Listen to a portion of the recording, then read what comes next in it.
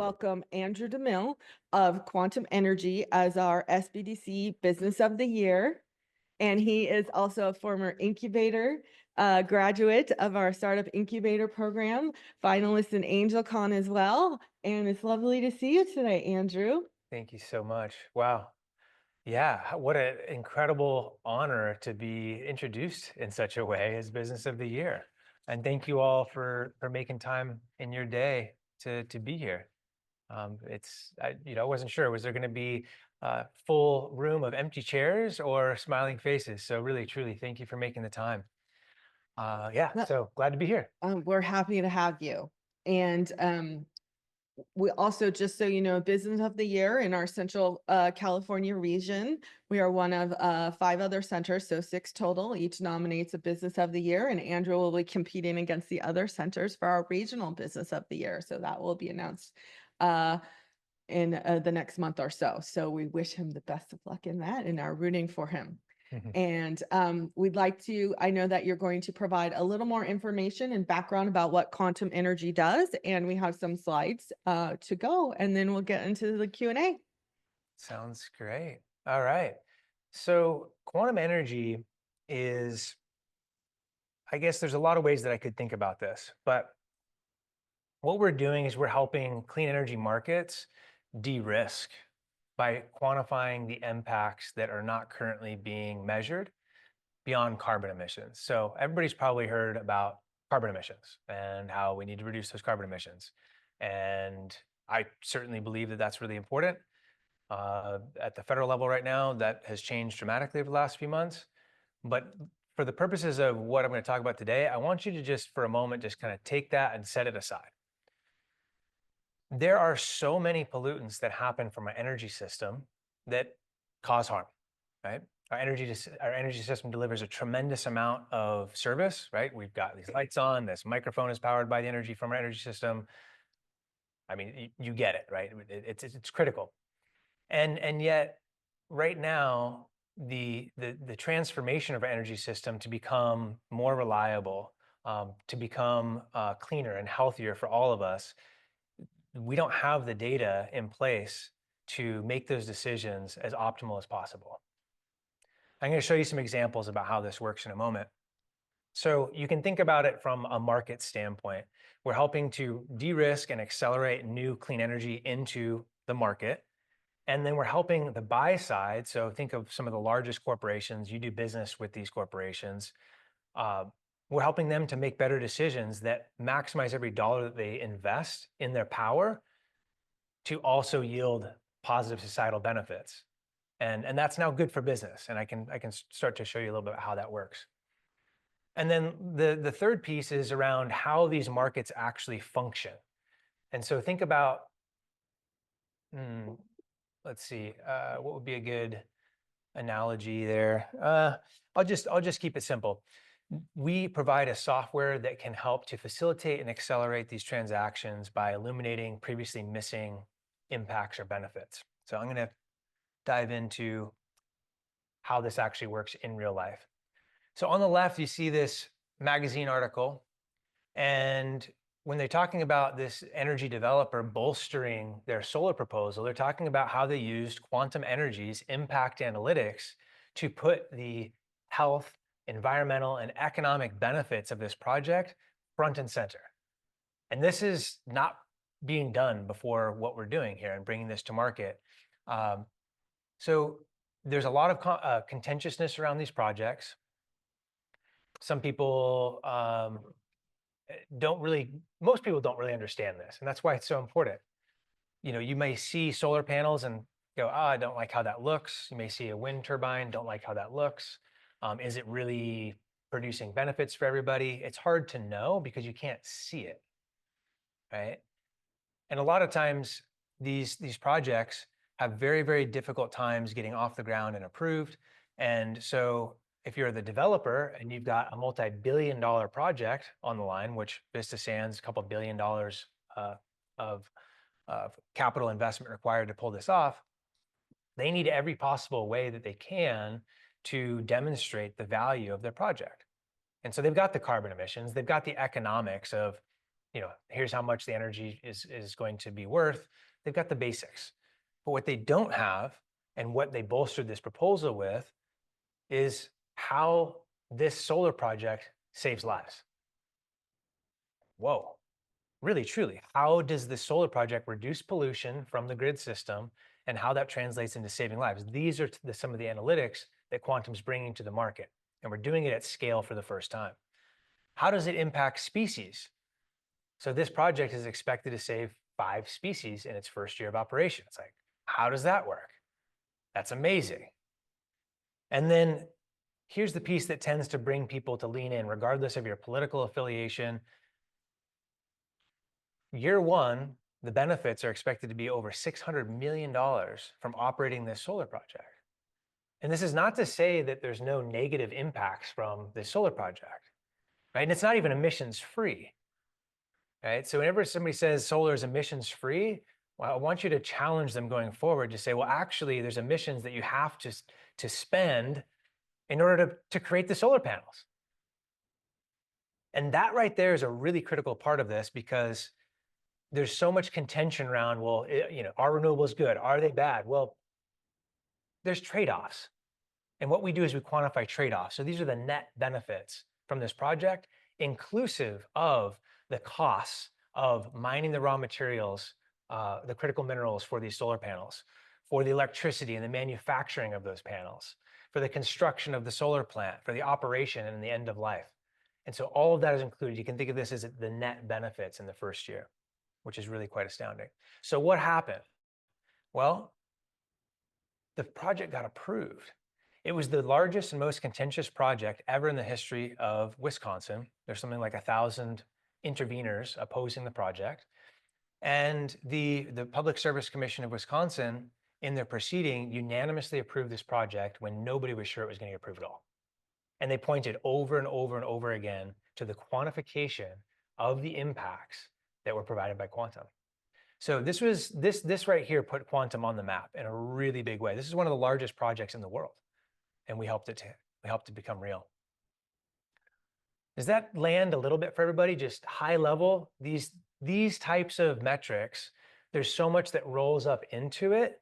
I'm giving you the super high level view, but at the end of the day, what we're bringing to market is that these energy decisions have real implications and impacts on our life, on our health, on our well-being, on our children, on our future. And most of that is not being included in these decisions. That's what we're bringing to market. So where does some of this benefit come from, or these impacts come from? This astounded me. And this was actually one of the things that my now business partner, Dr. Daniel Howard, shared with me. Quick backstory. He and I worked together at a startup in Santa Barbara.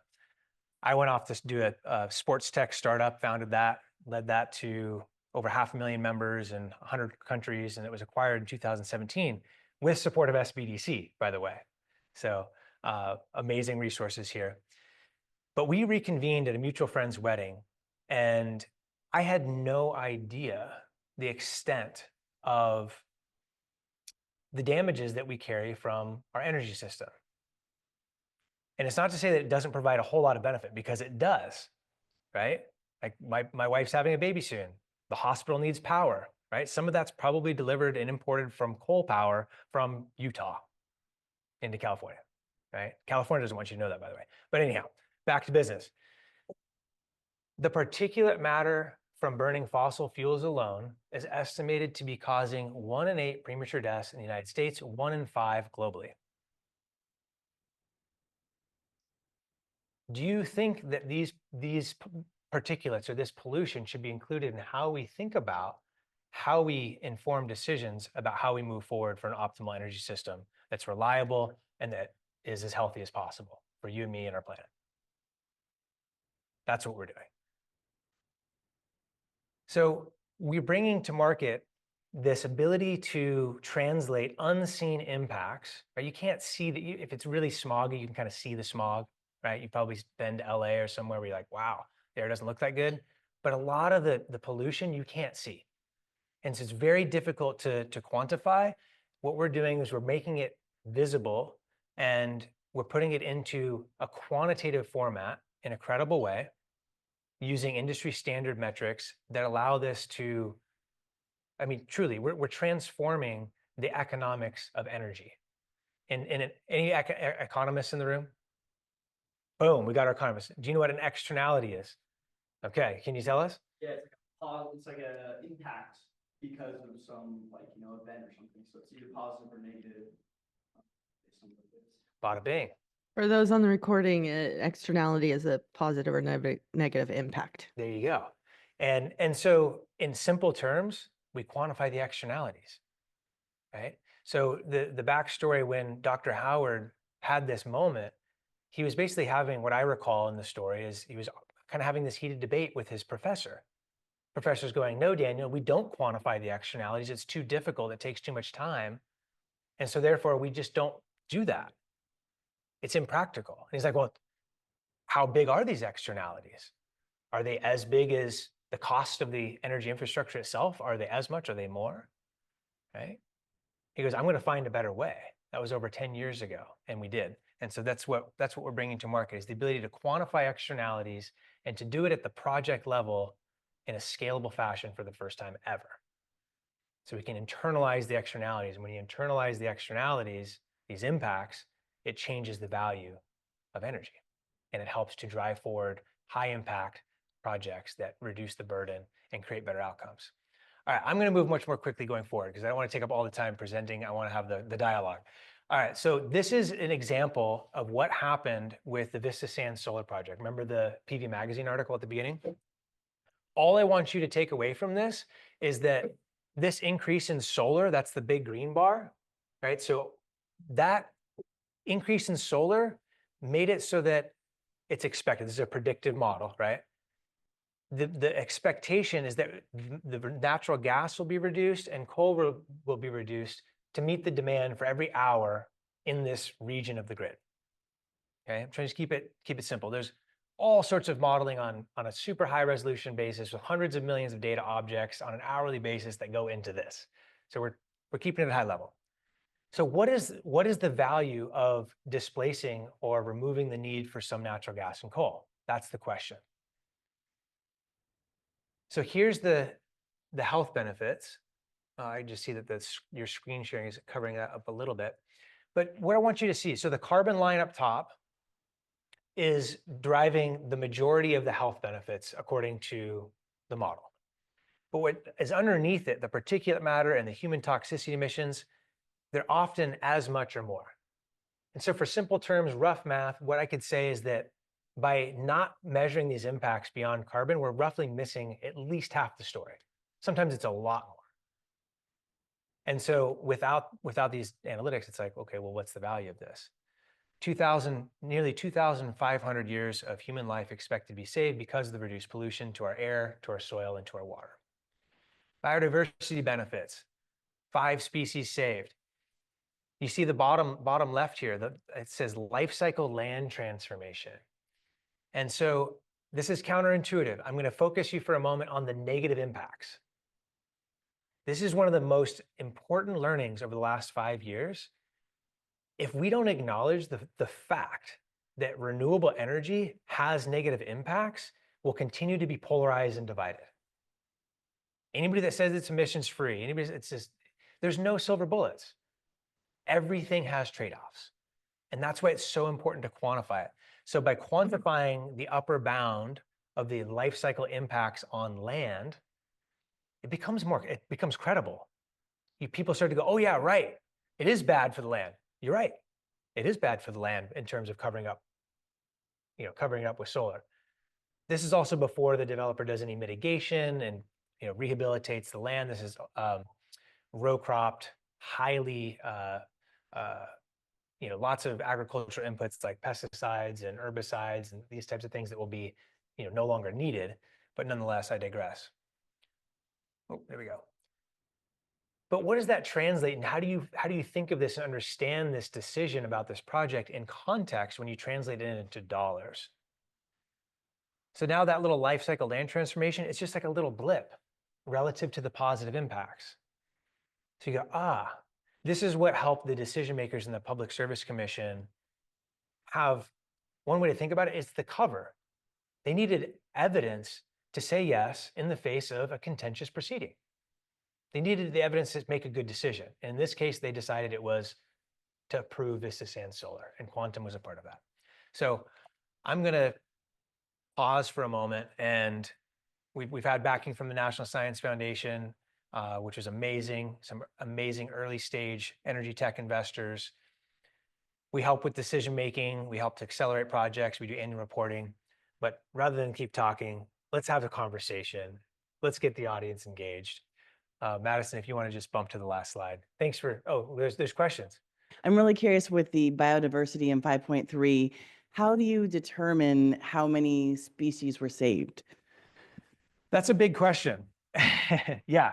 So what I'll share is that Quantum, we don't create, we're not creating new metrics, but we're integrating leading industry standard metrics around, for this example, to directly address your question, a PDF, which is a potentially disappeared fraction of species. And that is a measure that is associated with changes in emissions and land use that impact species. And so we're not creating a new methodology. We're taking the latest and greatest methodology, and we've integrated it into this, this credible energy system model. And that's what makes it credible. So it's a life cycle approach, and the same thing for the health benefits, years of life saved. The technical term, I think this is really quite fascinating, is called a disability adjusted life year. Like what is that?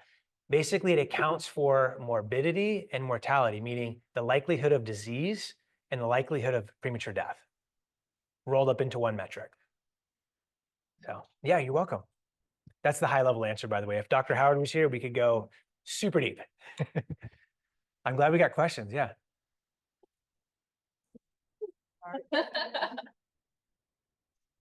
Let's knock the camera over. That was exciting. We do have a question online from Greg. He said, I love what you're doing. Are there any plans to expand to other areas where externalities need to be measured, such as nanoplastics, forever chemicals, et cetera? Thank you for the question. It was Greg. Yes. So the focus for Quantum, and it certainly could evolve. There's a lot of externalities that are super important to measure. We are focused on the energy system. And the reason that we believe this is the right place to focus is because the magnitude of the impacts from the energy system are just absolutely massive. And it's not to downplay nanoplastics. I hope that somebody does that. It is not on the roadmap for Quantum. The R&D and level of rigor required to bring to market what we're doing here, just focused on the energy system, is very, very big. And so our goal and our vision is to bring these impact analytics to all major energy decisions. And if we can do that and stay focused, this is a wedge in the overall picture. We want to be the best at that, and we want to make it available everywhere it possibly can be helpful. Great. Yeah, thanks for the presentation. I love what you're doing and super impressive. Great. I suppose it's kind of building on the first question about the underlying methodology, because you know, I could see that there's got to be 1,000 different assumptions that you have to make underlying any one of these, you know, metrics. And so how much, I'll say, industry consensus is there on this, and how much sort of transparency is there, if you like? Because I could see, you know, let's talk about like 3 kinds of lies, damn lies, and statistics. And it's kind of like, you know, I could see how you could make assumptions that support a case you're trying to make, versus just be like, hey, here's the industry consensus methodology, and this is what the numbers say, and then have a discussion about where that leads you. It's a terrific and super important question.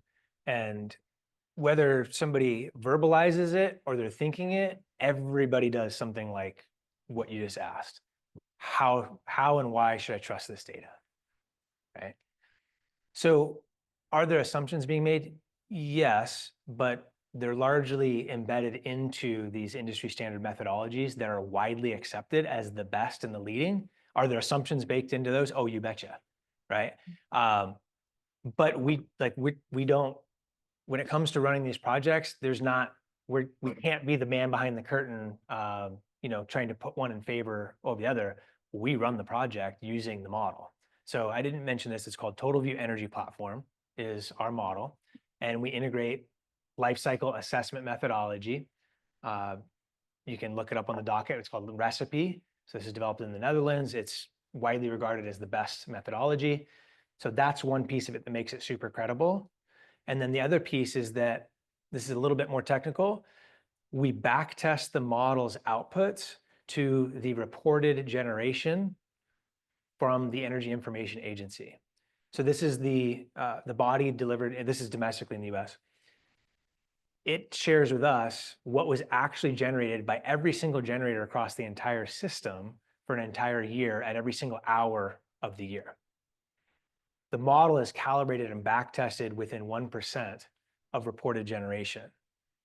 And so between the methodology being industry standard and the back testing of the model to reported data, I mean,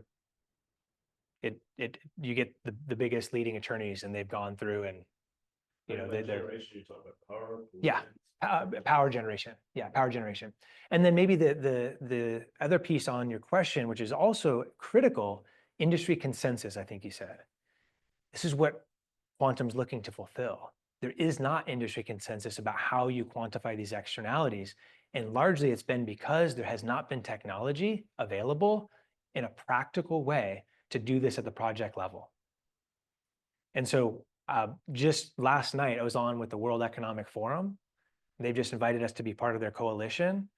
And so talking about industry standards, and the industry needs this, because without it, a huge portion of the value proposition is missing.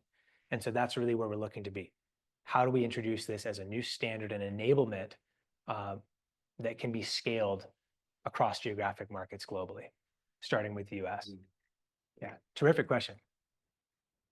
Oh yeah, thanks. Yeah, this is a terrific presentation. I think it's amazing that you're kind of helping lead the way for standardizing this. It's amazing that it hasn't been done already.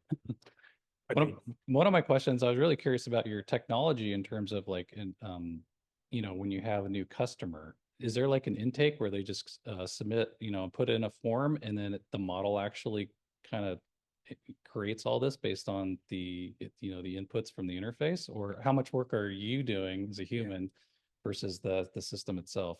Yeah, so to date, we've been using Total View Energy Platform in-house. So kind of a software-enabled services model as we're getting our footing as a new company. But later this month, we're expecting the completion of the Total View API. And so in layman's terms, an application programming interface, or API, is how computer systems talk to one another. So this is what is really changing the world. Like, I just got the goosebumps. What Total View needs to run is, where is the project located? So what are the lat and long coordinates of this project, and what balancing authority, think of that as the region of the grid it's a part of. What type of technology is it? So it's this type of ground-mounted utility scale solar, or this type of wind, or geothermal, or natural gas, or whatever it is. We run any type of technology. We run the whole grid system.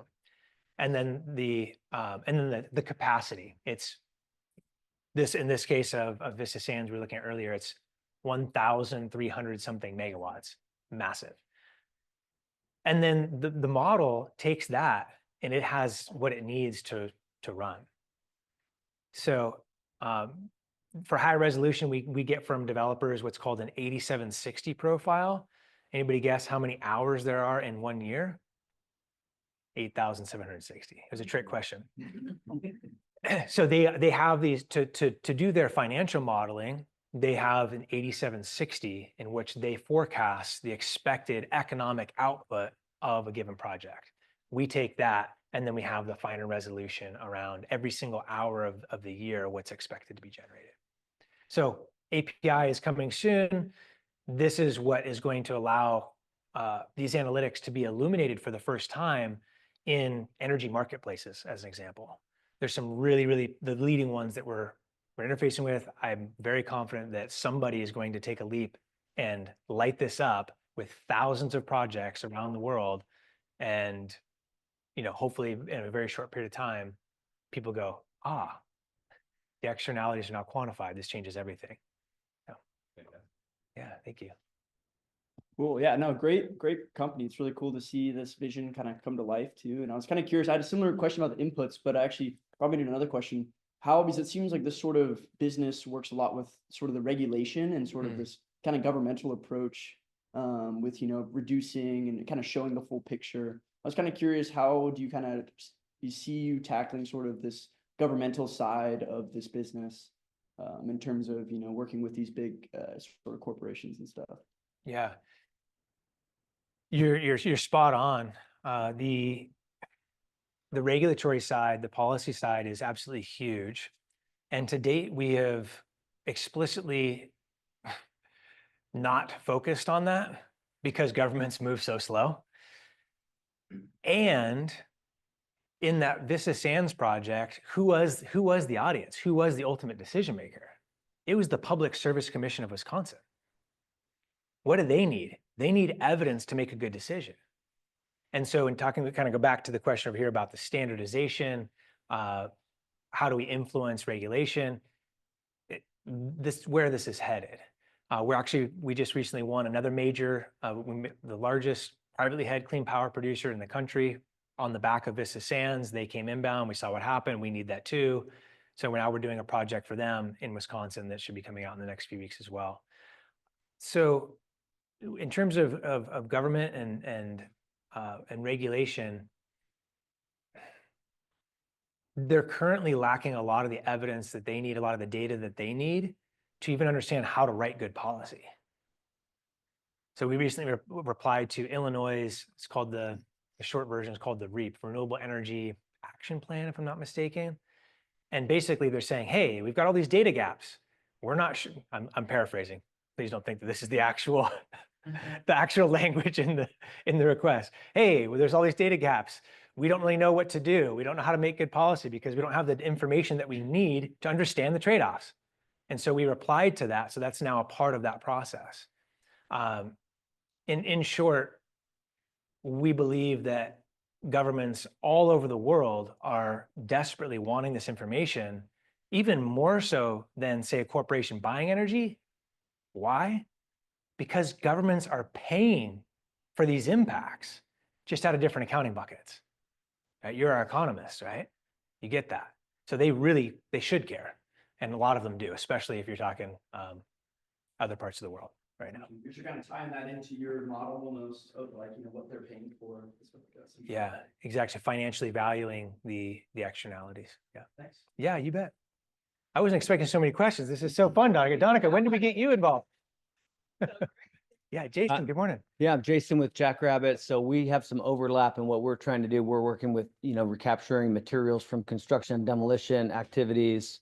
And I really appreciate, I wanted to also move back to the standardization point because I really love that approach of looking at trade-offs and understanding that, the populace at large, there's pushback and we wind up polarized. So I really like the idea of, looking at, nothing, there is no silver bullet, there's always these trade-offs. Yeah. And I just wondered whether it could be useful to take your modeling and apply it to a project that is not optimal, to kind of show like, hey, here's a case where quantum energy can look at a project that failed, and maybe here's why it failed, and here's our analytics around, why this was suboptimum, just to give some credibility to the modeling post facto. Yeah, it's a great point, Jason. Great to see you, man. Thanks for being here, and I love what Jackrabbit is doing. So keep up the great work. Let's get coffee sometime soon. So I didn't point to this in the presentation, but what is happening? There's lots of questions around standardization. How do these projects compare? What's a good decision? What's low impact? What's high impact? What's the industry begging for? A benchmark. That's what we're bringing to market. Right now, a lot of this is treated as a commodity, right? So I might go back to our economist. So what is a commodity? Commodity is just like a resource that's kind of common among the world and kind of treat it as like a trade or kind of like a basic system. And they're, you know, largely commodity. It's this one is equal to this one, and they're kind of indistinguishable, undifferentiated, maybe is a way to think about it. Not true when it comes to energy, right? So because of how the energy, because of how a project impacts the grid system and how the pollution levels change because of that project, they're not commodities. And so, you know, Jason, with your question, the industry needs a benchmark to understand what does average impact look like.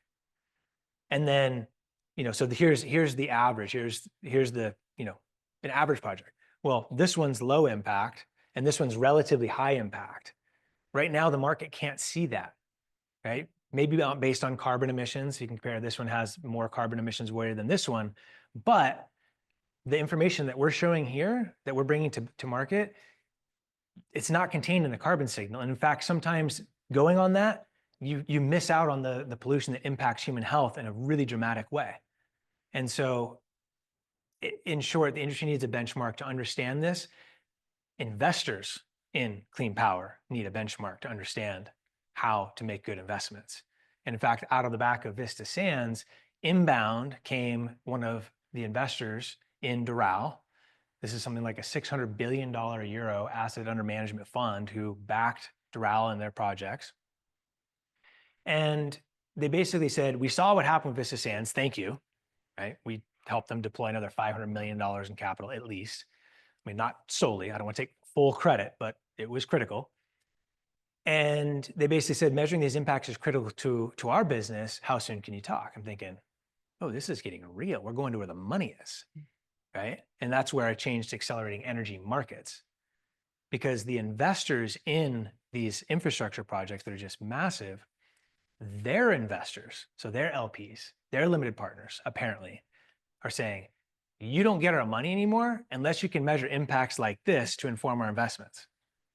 That's how serious it is and why this benchmark needs to happen. They need it for due diligence. They need it for underwriting their investments. They need it for reporting on their investments. Long answer. Does that kind of answer your question? Okay, cool. Thanks, Jason. Great. Questions? Thank you. Yeah. Hi, I'm Nick. Hey, Nick. Thank you for the presentation. Actually, your question led me to another thought. I've actually got like 5, but I'll go with this one.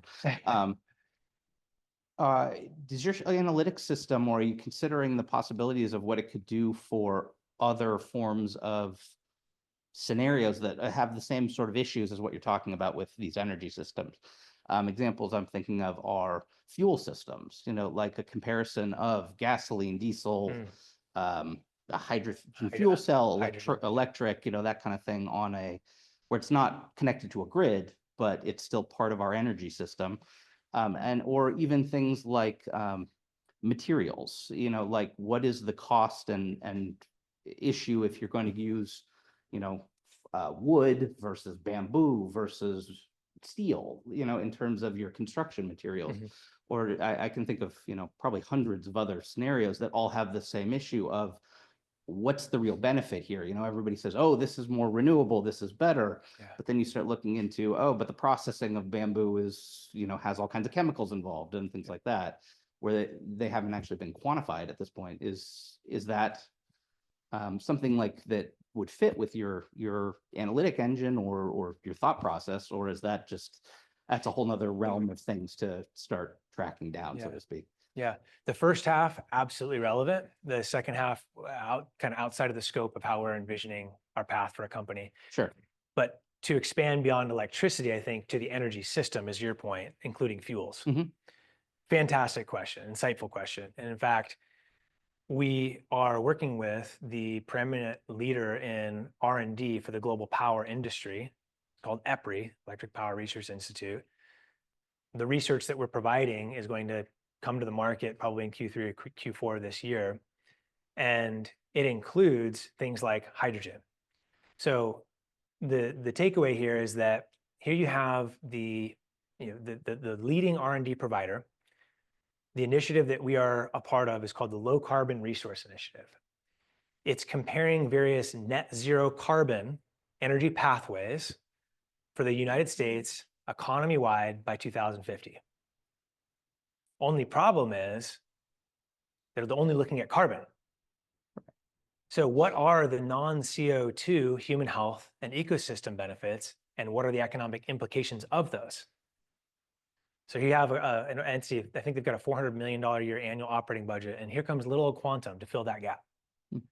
And so we are doing that.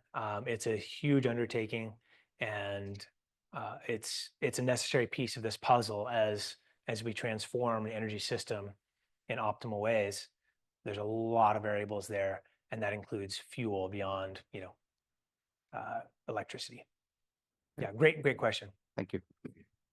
So this kind of reminds me of like the score, like dishwashers and appliances across the industry. They have like an energy efficient score. Yeah. I'm almost curious, like, have you thought about sort of like, your top 3 metrics, create a score that can now compare these projects? Like, you can just see night and day. Oh, this one's better, and this is why, in that way. Yeah, y'all are good. Absolutely. So when I'm referring to a benchmark, that's what I'm referring to, right? Is a way to quantitatively differentiate and compare different energy projects, scenarios, policies, et cetera. No, that's a terrific analogy, and actually something I might borrow from you, if you don't mind. Okay, thank you. Yeah, exactly. The market doesn't have it right now across this full range of impacts. It's very astute of you to call that out.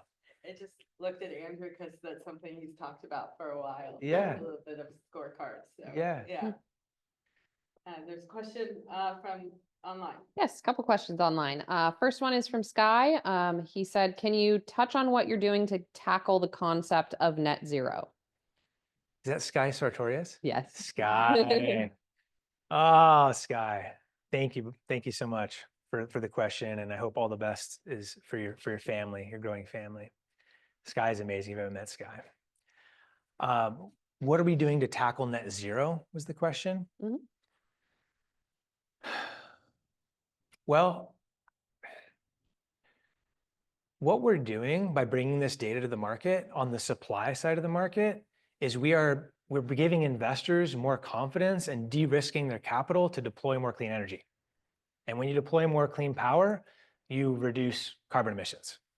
And so our big vision when we talk about bringing impact analytics to all energy decisions, why is that? We know why that's important, but for everybody here, that accelerates and de-risks clean power, which results in a cleaner energy system that helps us to reach net zero faster, which helps us to reduce harm to human health and create a brighter, healthier future.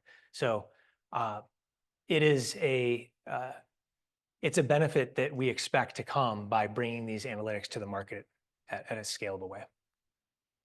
He's probably wanting to go deeper, and he's an amazing engineer. So I'm sure there's a lot more to that question. We can pick it up again soon. And then we had a question from David Benham. Andrew, will sellers and buyers of PPA/RECs want these impact metrics and pay extra for them? David, is that a loaded question, my investor friend? So thank you, David. Thank you so much. So David is an investor in Quantum Energy.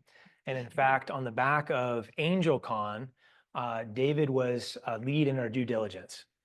And he was so helpful because David understands energy and he understands what we're doing. And so when he came in, he started asking really pointed questions. And I went, yes, he gets it.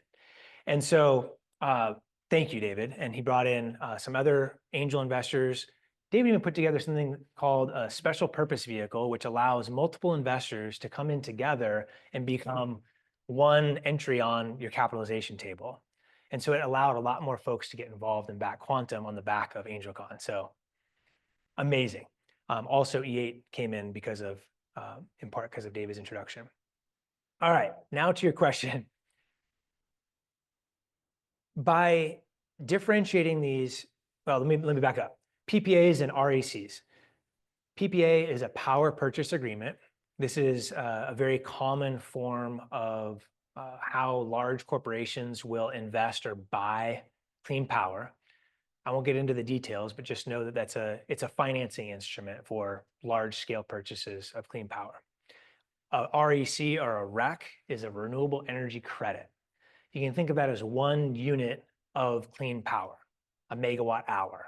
So it's a unit of energy. So that's what he's referring to. Short answer, yes, I do believe, and we have early evidence that buyers will be willing to pay a premium for those PPAs or those RECs that are higher impact relative to the average. And so in this moment of time, just by illuminating these impact analytics that nobody can see without Quantum's analytics at the moment, I think it's going to lift the value of the RECs or the PPAs in the short run. But once the benchmark is established, then I think what's going to happen is the lower impact ones will be worth less and the higher impact ones will be worth more. So for one more piece of context, and I need to follow up again with this group, there's a REC trading group, broker that's brokered over $1 billion in renewable energy credits. And we met somebody at a conference, and they had tried to do something similar to what we're doing with just carbon emissions. And they had some success selling these RECs, these units of energy, at a higher price point. And so they saw this and they went, whoa, you're doing what we did, but you're taking it not like 2 steps further, 3 steps further. This is like evolution, order of magnitude evolution in what we were thinking. This is pretty wild. And I go, okay, well, so let's talk dollars and cents. Do you think this is going to create a premium in the market? And if so, how much? And this person told me, he goes, I think they could create a 50% premium on RECs. Have we proved that? No. But here's somebody that's done over, either he was just trying to like inflate my ego, or somebody that's done $1 billion in transactions actually has some intel that says, no, this is going to change the market in a very meaningful and dramatic way. Great. I'm going to do one more online question, then we'll go back to our in-person attendees. Do you have any researchers that are doing the actual science, or are you relying on others' peer-reviewed work for your data? Oh, terrific question. We are led by our CEO, Dr. Daniel Howard. Talk about scientist. Daniel, he's truly a world expert in what is considered energy system optimization, with this particular niche of how energy systems impact human health and ecosystems in our economy. And so he leads the science. He goes toe to toe with anybody. We've been to all these big conferences and it's always amazing. He geeks out on it. He's incredibly passionate. And I have never, ever once in the last nearly 5 years encountered a situation where he can't go as technically deep into the science as anybody in this space. So Daniel leads the science. He is truly one of the very best from what I've seen, along with our CTO, who is also a data scientist, and he's building the software. Yeah, thank you so much for your presentation. It's really interesting to see, and it's clear this data is really valuable. I'm curious as to who the customer is that's actually paying you, or like what your revenue model is. Is it the company or the project themselves, or do you get a percentage of the project, or like where do you actually make your money? Who's incentivized to pay for this service? Yeah, great. So energy developers, in the case that I opened with that case study, the energy developer hired and paid Quantum. So energy developers on the buy side of the equation, large corporations who are investing heavily in clean power. We recently just signed a Fortune 10 hyperscaler with a 6-figure annual recurring commitment to make better energy decisions and to accelerate, kind of de-risk the projects that they're buying, and then have this new level of reporting and ability to make claims against their investments. That's going to continue to grow. It's like just a little blip of what that's going to become for usage. And then the third piece, and we haven't won these yet, but when I mentioned the TotalView API, think any software platform in the energy space, right? So David asked the question about PPAs and RECs. The largest PPA and REC marketplaces they want this because it facilitates transactions. So they're going to be customer partners distribution for us. And then the other kind of, who else facilitates the markets? Well, there's advisories and there's large consultants, things, the Deloitte's, Ernst & Young's, Boston Consulting Group, McKinsey's of the world, who have a tremendous amount of people supporting the industry. They're going to want this tech enablement. Yeah. Is it like a percentage per project, or is it like a one-time fee, or is it like? If we can get a small percentage per project, then I want to report back to you because we will absolutely make massive bucks. I think that that's a very real possibility. We needed to continue to develop more proof points. I think we could kind of say, hey, look, here's how we work. We take 0.5% of the CapEx. When you're successful, but right now we need cash, so we get paid. We get paid on a per megawatt basis. Is how we do it. Yeah. Great questions. So I guess 2 questions. One, over time, will you take the impacts of the actual projects that you measure and feed those back into the model to validate the assumptions, and sort of what's the mechanism for that? Yeah. And the second question is, given the current political environment or current administration, have to. Coal is back, baby. It just happened yesterday. Coal is beautiful, back. Clean coal, Jeff. Clean coal. Come on now. Don't short sell. Absolutely. How does that impact sort of your plans for growth domestically versus internationally? And do you see that having an impact, or is there enough momentum for clean energy here anyway to sort of overcome that broader piece? Remind me quickly the first part of the question. First question was sort of your closed loop validation of your model based on actual output. Gotcha. So to answer the first part of the question, yes, absolutely. So I kind of alluded to this. Hundreds of millions of data objects feed the model currently. And so it's a combination of what Dr. Howard originally developed was a theoretical model of how the grid should respond to, say, the Vista Sand solar project entering the grid here, how it should respond. Now what it's become is, how has the grid responded to a similar project? So we take all these data inputs of both the theoretical, how it should work, how has it responded? So we're talking about machine learning, early AI, but more machine learning, to inform really credible, accurate, incredibly fast simulations that previously were inaccessible or impractical. So as we go forth, you betcha, as these projects go from pre-commercial operation, like Vista Sands, once it comes online, once it starts operating, yes, that will get fed back into the model to train it to get better and better in the future. The second question, oh man, I started to notice my palms started to get a little sweaty. What was it? That was the oh, perfect. Well, mission accomplished. There's many ways that I could answer this. Has the context in which we're operating in domestically changed dramatically in the last few months?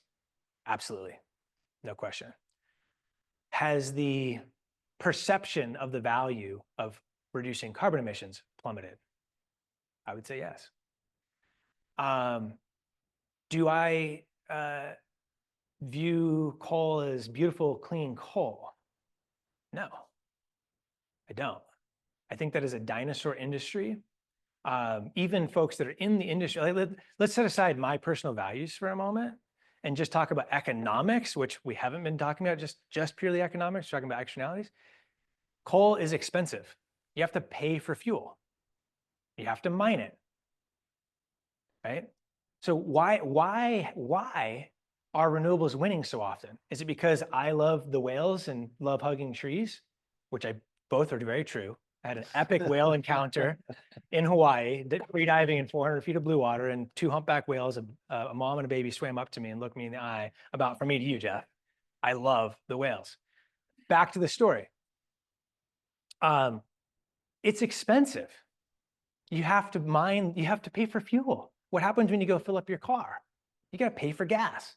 And so that's what's just so crazy about this to me is it's being referred to as an all of the above strategy. What I'm seeing is that it's a fossil first strategy. And from an economic standpoint, I think that's a terrible decision because it's expensive. It's just what it is. In saying that, is that accounting for all variables? No, right? If you've got a lot of coal to burn, you've got power plants, coal plants to burn it, you've got a reliable source of energy. Reliability is really important, right? So I don't want to like just be 1 or 0, black and white. But the reason that renewables are winning so often is because you don't have to pay for fuel. It's technology-based electricity. Do you have to invest in building the technology? Yes. Did it used to be super expensive and cost prohibitive? Yes. Is it absolutely crushing fossil fuels from an economic standpoint in many, not all, in many situations now? Yes. So I do believe that we're going to continue to see renewables win domestically, regardless of federal policy or positions or how sexy that clean coal is. And then there's a counterintuitive silver lining that I domestically that I think might come to bear.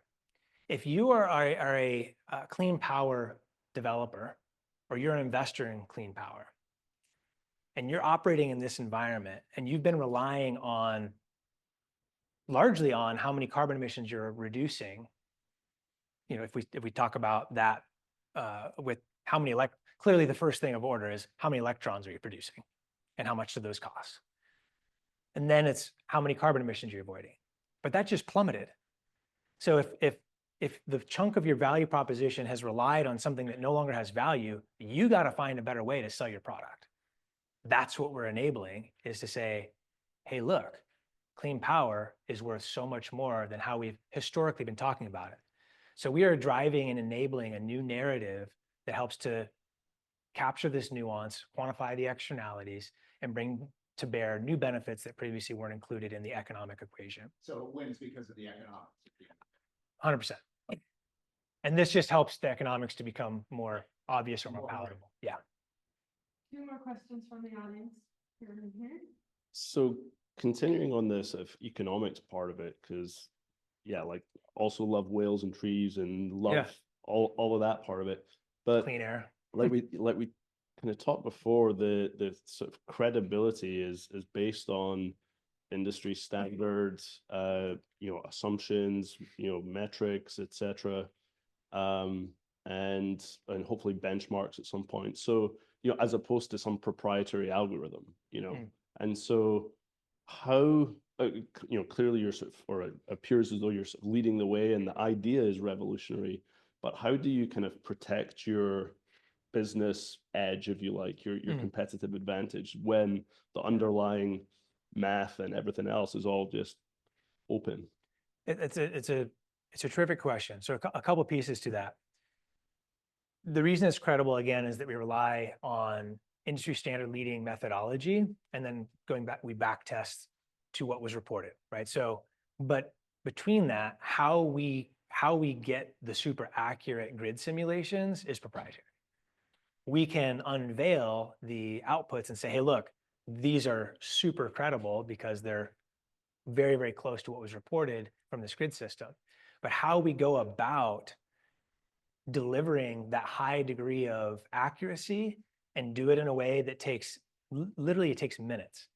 So rewind the clock, say 5-10 years ago, to do anything remotely close to what we're doing now would arguably take hundreds of thousands or millions of dollars, teams of scientists, half a dozen to a dozen different industry models, terabytes of data. And so it's no wonder that nobody was doing it. And so now we're literally doing it in minutes. The validation is just against power generated, right? So like loss of years life and stuff. I mean, how do you that's done through the methodology, right? So the proprietary piece of the technology is really around how we simulate the grid in an accurate and highly efficient way. The translation from them is largely done through it's through the methodology that we've integrated. But to really address your question, I don't think it's going to be patents that provide a moat for quantum. We're pursuing patents, and we have them with our attorneys right now, and that's all going through its thing.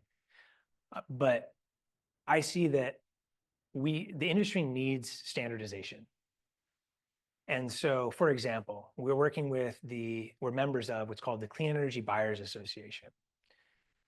92% or so, last I saw, of the the power purchased from corporates is done through SEBA, meaning they're a huge player. In May, next month, in conjunction with one of our customers, Akamai, they're one of the largest content delivery networks in the world with something like 5,000 data centers that they, this might be beginning delivery right now through their CDN. They're teaming up with us to invite the membership, which includes energy developers, energy buyers, and service providers. Quantum's a service provider, a certification, a high impact certification. Basically, this is kind of the implementation push for standardization.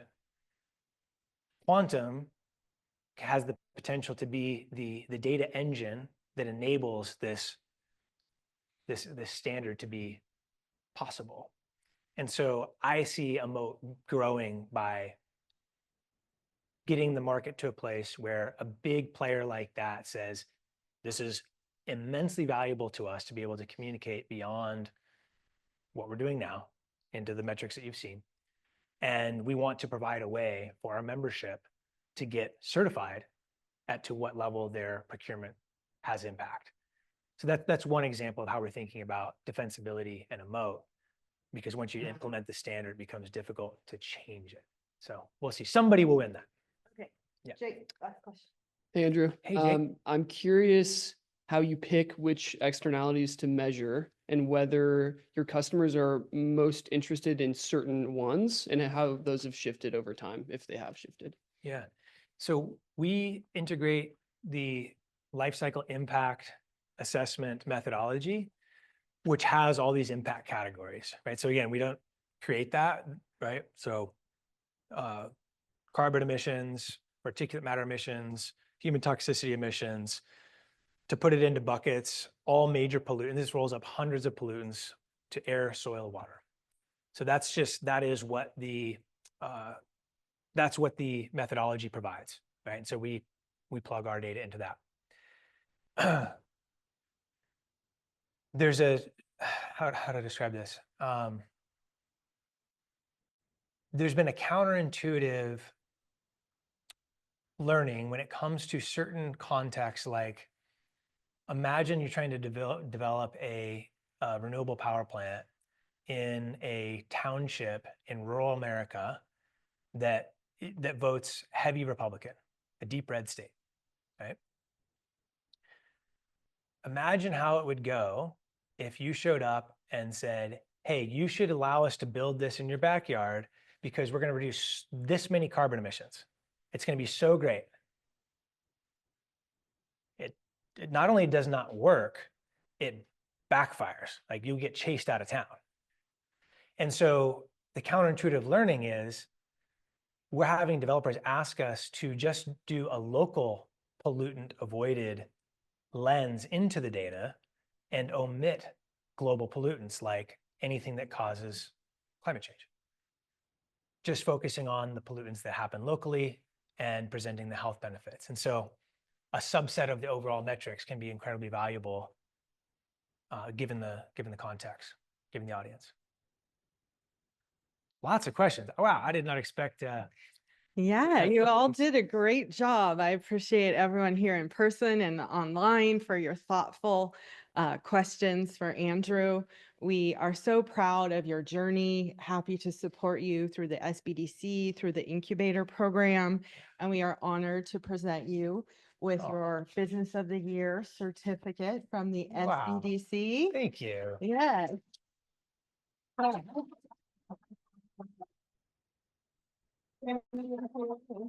Picture taken.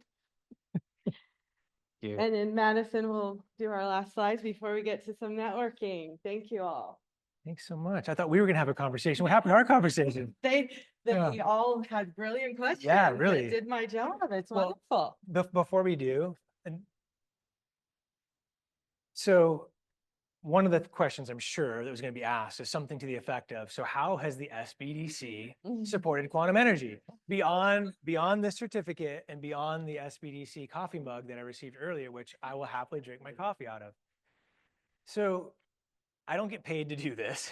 Clearly, I'm not a paid representative of the SBDC, but I just want everybody to know how grateful I am personally and how grateful the team at Quantum Energy is that we have access to the Small Business Development Center here in San Luis Obispo.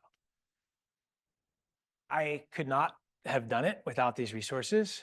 This is the second company I've had the blessing of founding and being a part of with the support of the SBDC. The ability that the SBDC provides to have access to experts across any nuance of your business that you might need for no cost. As a startup, what's one of your most limited resources? Dollars, time, speed. And that one I think comes really undervalued.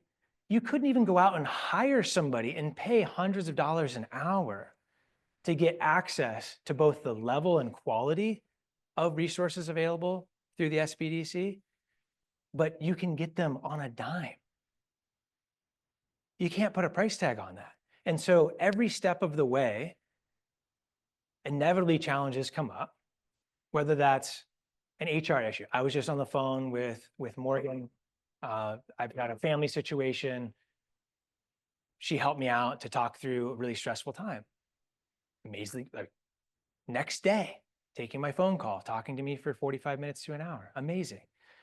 I have worked very closely with Kurt Friedman. Kurt is an absolute legend. I love this guy. And he's helped me so much to evolve my selling capabilities over the last number of years, right? Taking it to a whole new level, and it's going to continue to grow and get better. And it's helped me to win founder-led sales. And I mean, we closed a Fortune 10 customer on our software before it's even available to the market. Yeah, amazing. Through the incubator program, Eric Stieb was our lead mentor. And he helped me to come into this industry, which I literally knew nothing about 5 years ago. I had no idea. And now I can have meaningful conversations. I can win deals with not just little tiny players, but we're talking we're playing in the big leagues. And so thank you to Eric and the support there. Helped me to ramp up my industry knowledge at a clip that I could not have done otherwise, and also helped us to see the opportunity with EPRI. He was the strategic partnerships, I think, director. It was the role at EPRI. And then, events like AngelCon. There's some AngelCon finalists in the room here. Four. Yes. So we didn't, I like to joke. I guess I'm in a joking mood today. We won the only free money at AngelCon, the Audience Choice Award. Anyway, but AngelCon is amazing because we're training up investors who want to be a part of this ecosystem and training them up to be knowledgeable and to be good listeners and to be responsive and to have these relationships with entrepreneurs.